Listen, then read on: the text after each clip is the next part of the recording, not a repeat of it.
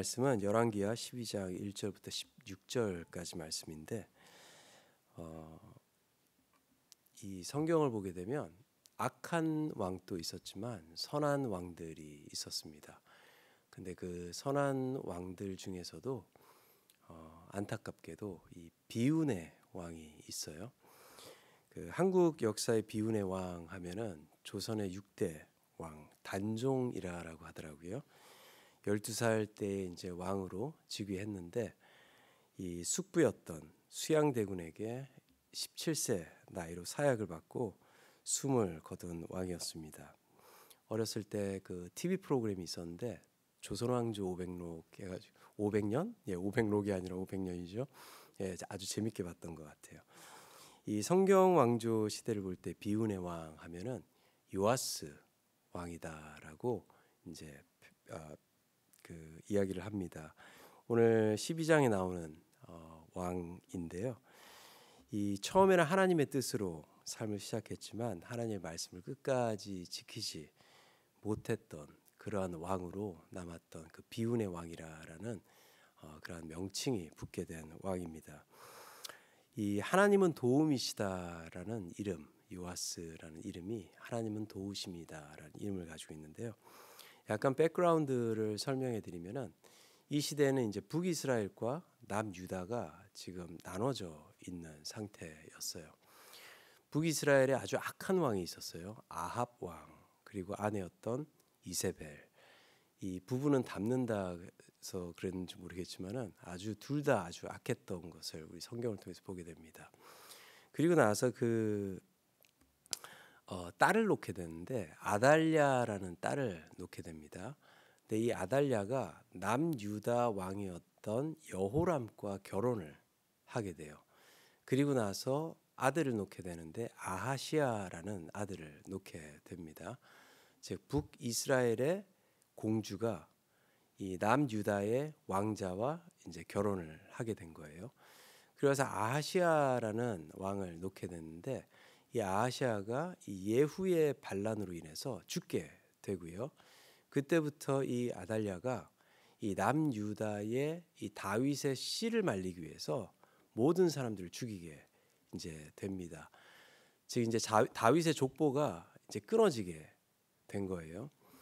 그때 이 아하시아의 누이가 있었는데 여호세바라는 누이가 있었는데 요아스를 이제 죽게 되었으니까 빼내어서 성전에 숨겨요. 그래서 거의 한 7년 동안 이 성전에 숨어서 지내게 됩니다. 6년 동안이요. 죄송합니다. 6년 동안 이제 성전에 숨겨서 이제 성전 안에서 제사장 여호야다 손에서 자라게 되는 거예요. 자, 얼마나 안타깝습니까? 그리고 나서 이제 이 왕으로 등극한 후에 이제 남유다를 요아스가 통치를 하게 됩니다. 이 본문 2절을 보니까요 이렇게 말씀을 하고 있어요. 요아스는 제사장 여호야다가 그를 교훈하는 모든 날 동안에는 여호와 보시기에 정직히 행하였으되 다만 산당들을 제거하지 아니하였으므로 백성이 여전히 산당에서 제사하며 분향하였더라라고 이야기를 하고 있는데 이 구절을 좀 더 자세히 이야기를 하기 위해서는 역대하 24장으로 가야 되는데 역대하 24장에는 이 여호야다라는 제사장이 죽고 나서부터 이제 산당들에서 이제 예배를 하는 것으로 표현을 하고 있습니다. 즉 옆에서 6년 동안 성전 안에서 그리고 또 왕이 된 후에 계속해서 40년 동안 통치를 했기 때문에 그 여호야다가 살아 있는 동안에는 요아스 옆에 붙어서 하나님의 말씀으로 교육하고 가르치고 인도했다라는 것이죠. 그리고 나서 제사장이 죽고 나서부터 이제 요아스가 흔들리기 시작했다라는 것이죠. 그러니까 여호야다가 교훈하는 날에는 분명히 하나님 안에서 정직하게 행하고 있었다라는 겁니다.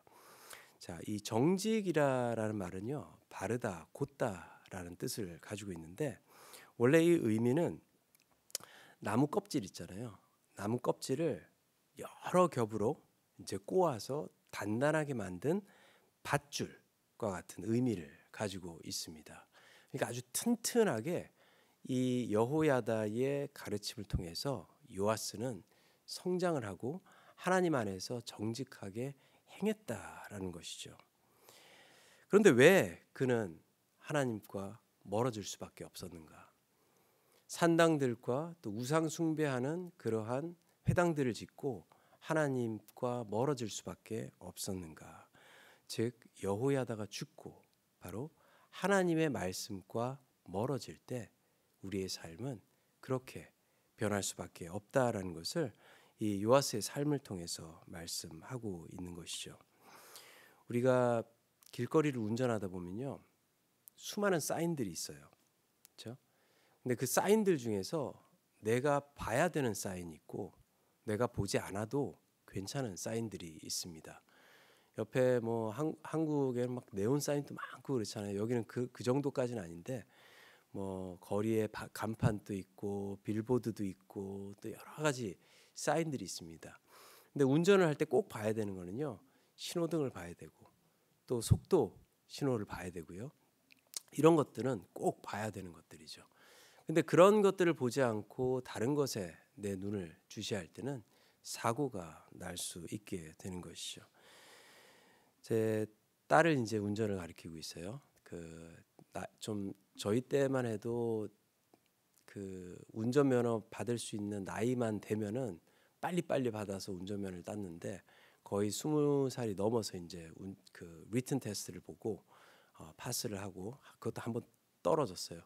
그래서 이제 드라이빙 테스트를 했는데 드라이빙 테스트를 하다가 또 떨어졌어요. 그래가지고 이제 두 번째 테스트를 기다리면서 연습을 좀 하고 있는데 저한테 그래, 아빠 뭘 봐야 돼? 뭘 봐야 돼? 여기서 뭘 봐야 돼? 그 신호등에서 이제 좌회전하는 게 조금 비보 좌회전할 때 조금 어렵잖아요. 야, 이때는 오는 차를 보고 신호등이 파란불이니까 가도 돼. 그러면서 옆에서 이제 코칭을 합니다. 코칭을 할 땐 잘해요. 근데 이번에는 내 코칭 없이 네가 한번 해봐. 그러니까 막 하다가 뭐 오는 차선으로 가고 막 난리가 한번 난 적이 있었어요. 그래가지고 야, 넌 안 되겠다. 그냥 버스 타고 다녀 한 적이 있는데 우리의 삶도 마찬가지인 것 같아요. 우리가 삶을 살아가면서 꼭 봐야 하는 것이 있고 보지 않아도 되는 것이 있다라는 거예요. 꼭 봐야 하는 것을 하나님의 말씀으로 우리가 배우고 또 하나님의 가르침으로 우리가 그 길을 쫓아갈 때는 우리의 삶이 점점 꼭 봐야 하는 것들을 바라보며 살아갈 수 있게 되는 것이죠. 요아스가 성전에서 밤낮 여호야다의 훈련을 받았을 거예요.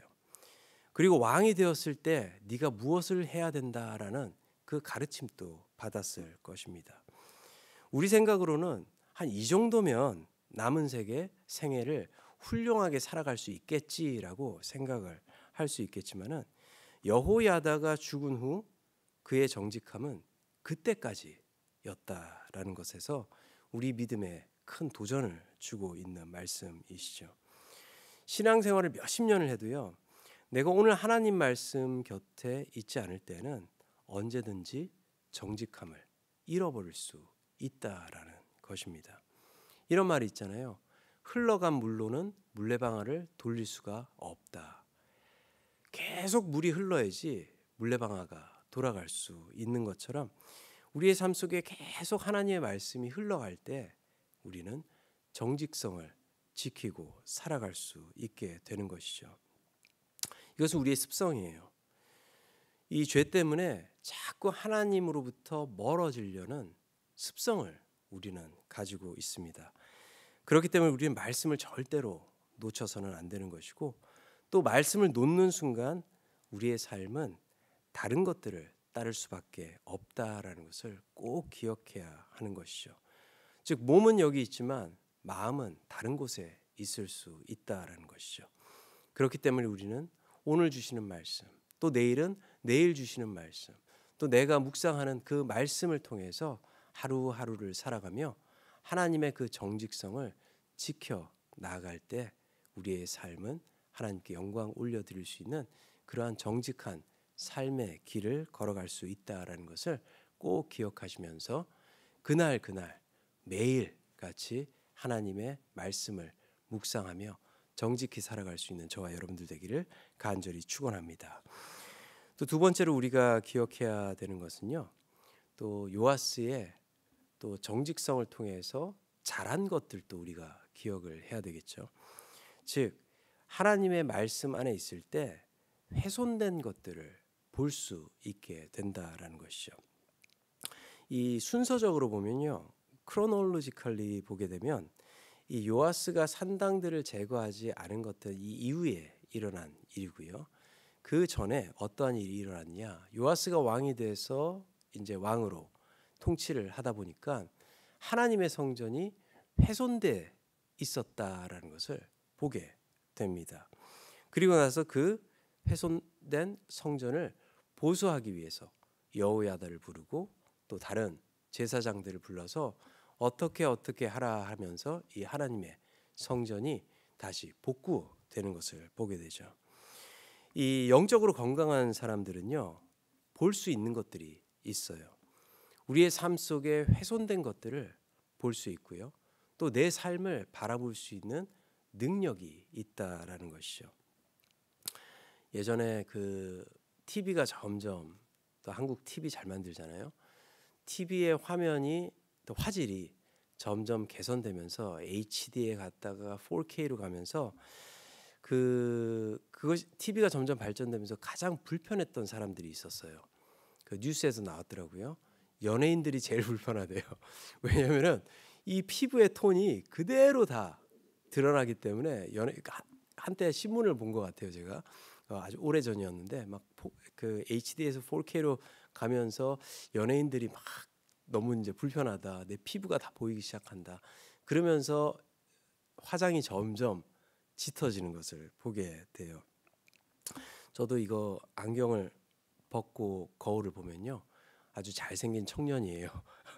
근데 안경을 끼면은 이제 주름살에다가 쭈글쭈글에다가 피부톤도 그렇고 아무래도 곧 미용 휴가를 좀 받아서 좀 고쳐야 될 것 같은 느낌도 드는데요.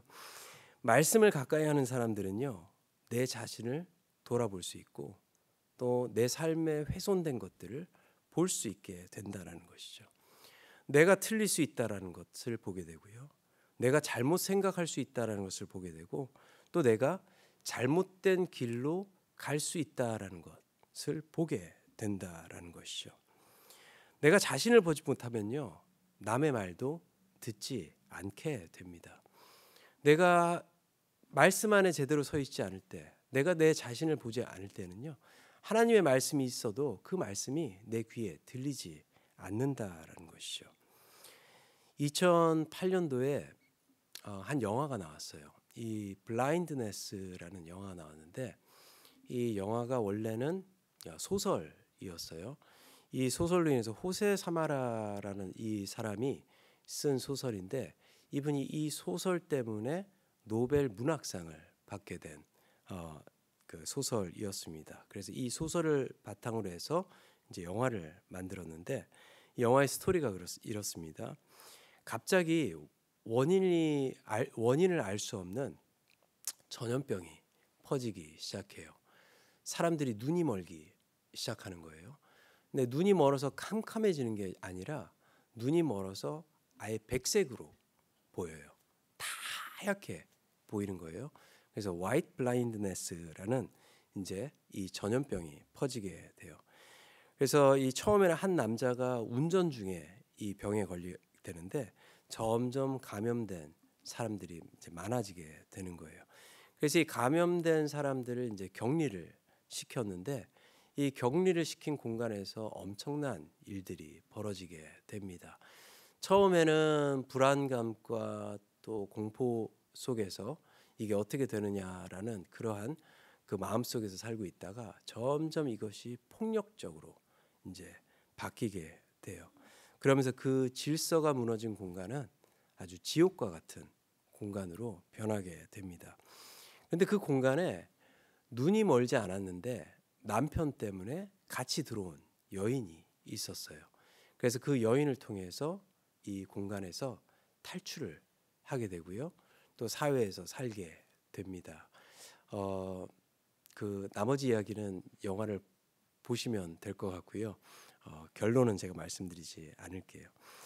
이 소설과 영화에서 말하는 것은 이 실명이라는 것은 단순한 질병이 아니라 인간적, 도덕적, 영적, 이 무감각 영적 실명을 이야기를 하고 있는 거예요.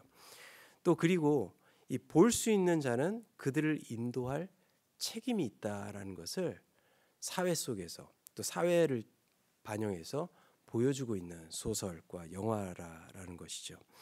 즉 영적으로 볼 수 있는 자는 중요한 사명을 가진 사람이라는 거예요. 어두운 세상 속에서 훼손된 것들을 세워야 하는 거룩한 책임이 있다라는 것이죠. 그래서 우리를 세상의 빛과 소금이라고 주님께서는 말씀하셨죠. 이 사명 때문에 우리가 여기 있는 것이고 또 이 사명을 위해서 우리를 세상으로 흩어 우리의 삶의 처소로 보내주시는 그 목적이 여기에 있다라는 것이죠.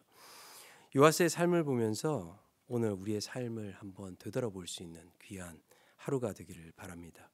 우리가 말씀을 가까이 두며 또 세상에서 정직하게 살아가는 주의 자녀가 되게 하시고 또 우리 자신의 삶과 세상에 훼손된 것들을 바라볼 수 있으며 또 그것을 회복시킬 수 있는 능력과 힘을 하나님께 간구할 수 있는 저와 여러분들 되기를 바랍니다.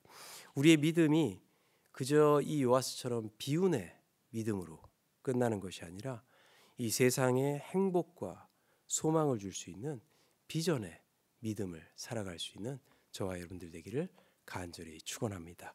이 시간 우리 함께 기도할까요? 우리 시간 함께 기도할 때 주님, 내가 내 삶 속에서 매일같이 하나님의 말씀을 묵상하고 살아가고 있습니까? 말씀드린 대로 흘러간 물은 물레방아를 돌릴 수 없다라는 것. 내가 아무리 예전에 믿음이 좋았더라도 내가 오늘 말씀을 묵상하고 또 오늘 성령의 인도하심을 쫓아가지 못할 때는 정직함을 이룰 수 없고 그걸 지킬 수 없다라는 것을 요아스의 삶을 통해서 우리는 배웠습니다. 주님, 오늘 이 하루 주님의 말씀을 가지고 살아갈 수 있도록 해주시고 또 그것을 인해서 또 세상의 빛과 소금의 역할을 감당하며 우리의 삶 속에 훼손된 것들을 바라보고 또 그것을 회복하는 역사를 우리에게 허락하여 주시옵소서. 이 시간 우리 함께 기도하며 나아가도록 하겠습니다. 기도하시겠습니다. 사랑과 은혜 하나님 감사드립니다. 오늘 요아스의 삶을 통하여서 우리의 삶을 비추어 볼 수 있도록 해주시고 또 하나님의 말씀 없이는 내 삶을 정직히 하나님께 또 향할 수 없음을 다시 한번 고백하고 나아갑니다. 주님, 매일같이 하나님의 말씀을 묵상하며 하나님과 동행할 수 있는 저희들 되게 하시고 또 때와 어떤 때를 당하든지 하나님의 말씀 안에서 하나님과 동행하는 삶을 살아갈 수 있는 주의 백성들 될 수 있도록 인도하여 주시옵소서. 또 하나님의 말씀을 가지고 세상에 나아가기를 원합니다.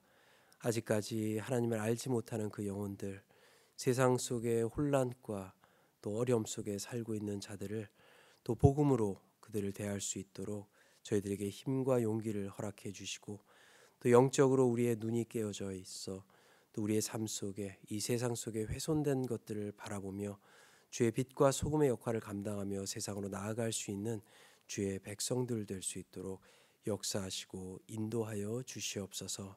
모든 것 주님께 감사 올려드리며 이 모든 말씀 우리 주 예수 그리스도의 이름으로 간절히 기도 올려드립니다. 아멘.